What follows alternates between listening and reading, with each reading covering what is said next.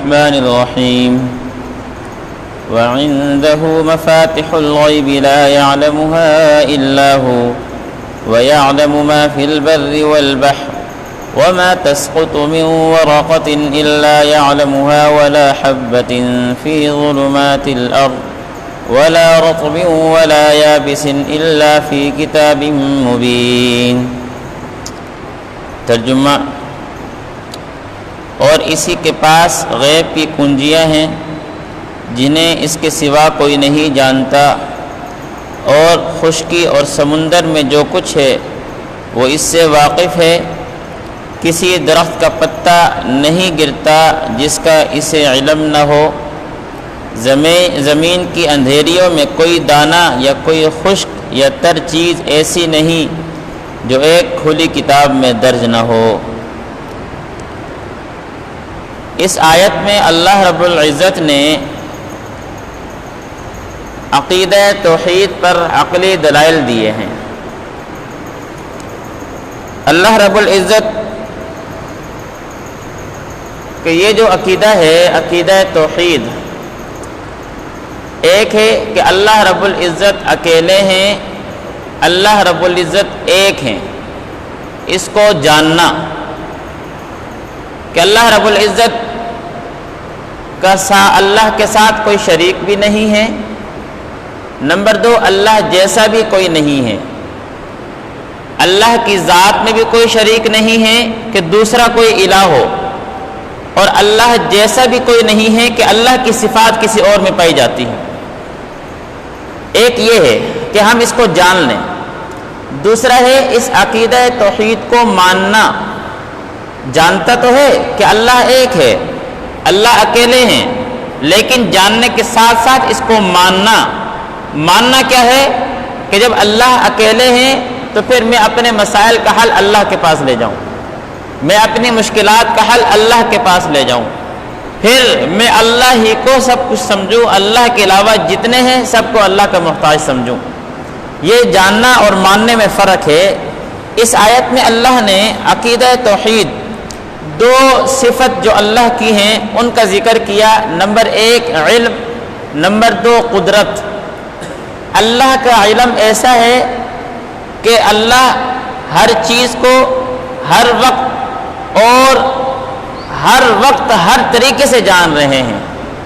مثال کے طور پر کون کب کہاں کیسے پیدا ہو رہا ہے، بارش کہاں کب کتنی ہو رہی ہے، کہاں پر کس آدمی کے ساتھ کیا مسائل پیش آ رہے ہیں، یا قیامت کی صبح تک اس کائنات میں کیا کس کے ساتھ کتنا ہونا ہے۔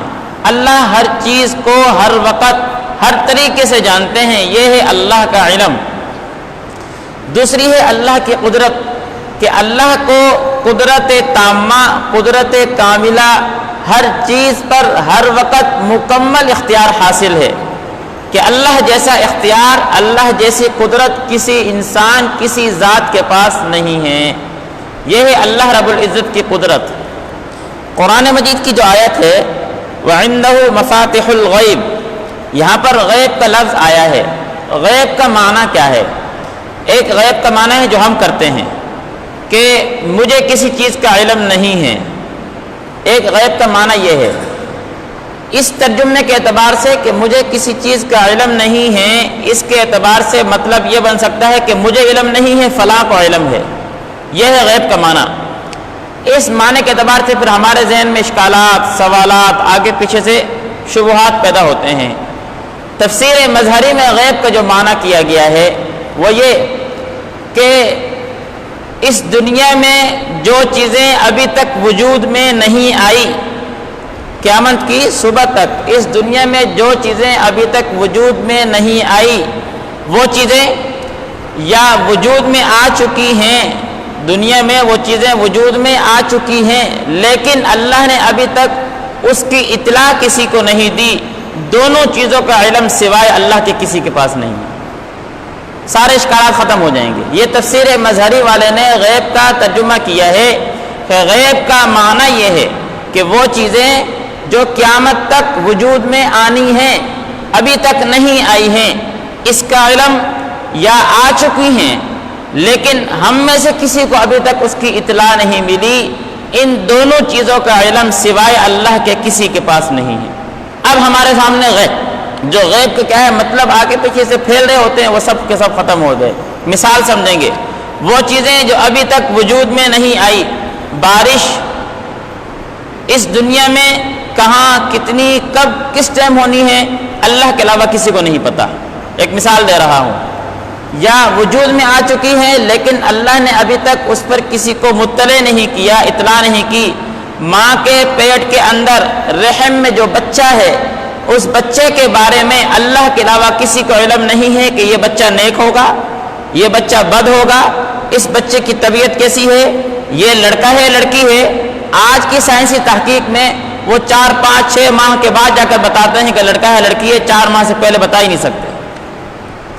تو یہ جو چیزیں ہیں کہ غیب کا معنی یہ ہے کہ دنیا کی وہ چیزیں جو ابھی تک وجود میں نہیں آئی، یا وہ چیزیں جو وجود میں آ چکی ہیں لیکن ابھی تک ہمیں اس کا علم نہیں ہوا، دونوں چیزوں کا علم اللہ کے پاس ہے۔ اللہ ایسا عالم ہے، اللہ ایسا علم رکھنے والے ہیں کہ دنیا میں کوئی چیز، کوئی ذات ایسی نہیں ہے جس کو یہ علم حاصل ہے۔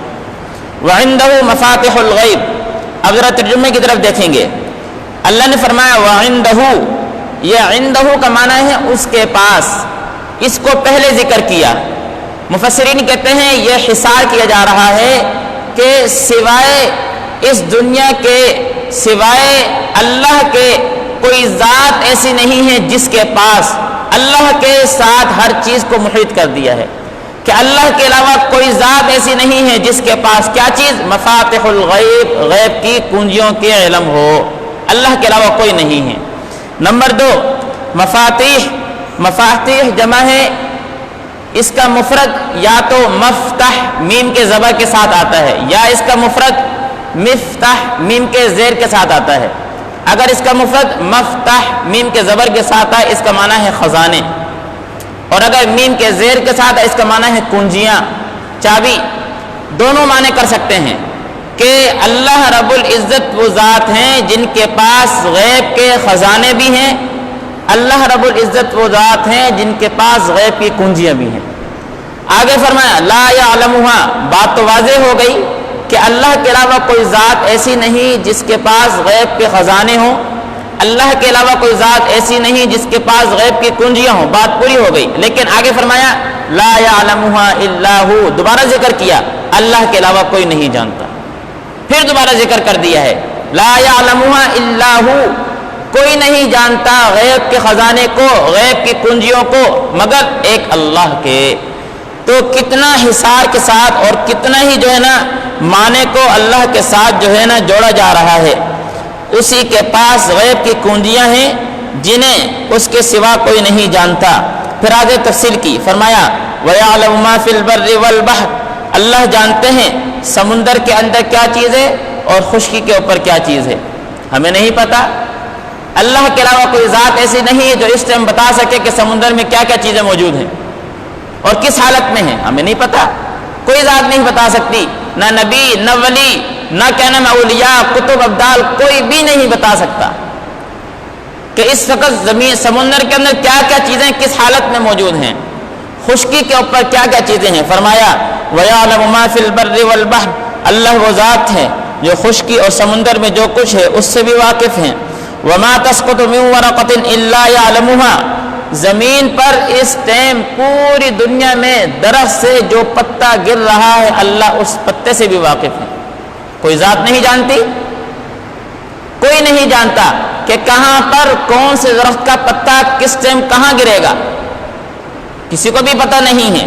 فرمایا وَمَا تَسْقُطُ مِن وَرَقَةٍ إِلَّا يَعْلَمُهَا، اور اس سے کوئی واقف نہیں کہ کسی درخت کا کوئی پتا کہاں پر گر رہا ہے، لا يعلمها الا۔ آگے فرمایا ولا حبة في ظلمات الارض ولا رطب ولا يابس، زمین کے اندر جو زمیندار دانہ گرا رہا ہے وہ دانہ زمین کی اندھیریوں کے اندر گر رہا ہے، زمیندار کو تو پتہ ہے کہ میں نے دانہ ڈال دیا، زمین کے اندھیروں میں جا کر اس دانے کی کیا کیفیت ہے، کون سا دانہ پھوٹا ہے، کون سا دانہ خراب ہو گیا ہے، کس دانے کی کیا کیفیت ہے، کس دانے نے پھوٹ کر کتنا خزانہ ہمیں دینا ہے، کتنا دانہ ہمیں دینا ہے، اس کا علم اللہ کے علاوہ کسی کے نہیں ہے۔ ولا حبۃ فی ظلمات الارض، اور جو دانہ زمین کے اندر گرتا ہے، زمین کی اندھیریوں کے اندر گرتا ہے، اس کا علم بھی اللہ کے پاس ہے۔ ولا رطب ولا یابس، اور خشک چیزیں، تر چیزیں، یعنی سمندری والی چیزیں اور کائنات کے اوپر خشکی کی چیزیں، فرمایا اس کا علم بھی اللہ کے علاوہ کسی کے نہیں ہے۔ یا کوئی خشک یا تر چیزیں ایسی نہیں، الا فی کتاب مبین، لیکن اللہ کہتے ہیں ہم نے ہر چیز کو لوح محفوظ میں لکھ دیا ہے، چاہے وہ ابھی وجود میں آئی ہے یا نہیں آئی۔ قیامت کی صبح تک جس چیز نے جس حالت میں کب کہاں کس وقت وجود میں آنا ہے، اللہ کہتے ہیں الا فی کتاب مبین، ہم نے ہر چیز کا علم، ہر چیز کے بارے میں لوح محفوظ کے اندر لکھ دیا ہے۔ یہ ہے عقیدہ توحید کہ اللہ رب العزت کی یہ جو دو صفت ہیں کہ اللہ جانتے بھی ہیں اور اللہ قادر بھی ہیں، اور جانتے بھی ایسا ہیں کہ اللہ جیسا کوئی جاننے والا نہیں ہے، اور قادر بھی ایسے ہیں کہ اللہ جیسا کوئی قادر نہیں ہے۔ مفسرین کہتے ہیں اگر یہی دو صفتیں، باقی صفات ہم پیچھے رکھیں، یہی دو صفتیں اگر ہمارے علم میں آ جائیں اور ہمارے ذہن نشین ہو جائیں، ہمارے ذہن میں حاضر ہو جائیں، ہم انہی دو صفتوں کا استحضار کر لیں، کسی انسان کی ہمت نہیں کہ وہ گناہ کر سکے۔ بھئی انسان دنیا میں گناہ کرتا ہے تو بچتا ہے، یار فلاں دیکھ نہ لے، جب اس کو یہ پتہ ہے کہ اللہ وہ ذات ہے جو مجھے ہر جگہ، ہر وقت، ہر حالت میں دیکھ رہا ہے، تو پھر وہ گناہ کر سکے گا۔ اسی چیز کا استحضار ہو جائے کہ اللہ مجھے ابھی دیکھ رہے ہیں، اور پھر اس چیز کا استحضار ہو جائے کہ اللہ اس بات پہ قادر ہیں کہ میں گناہ کر رہا ہوں، اللہ مجھے پکڑ لے اور میری موت آ جائے۔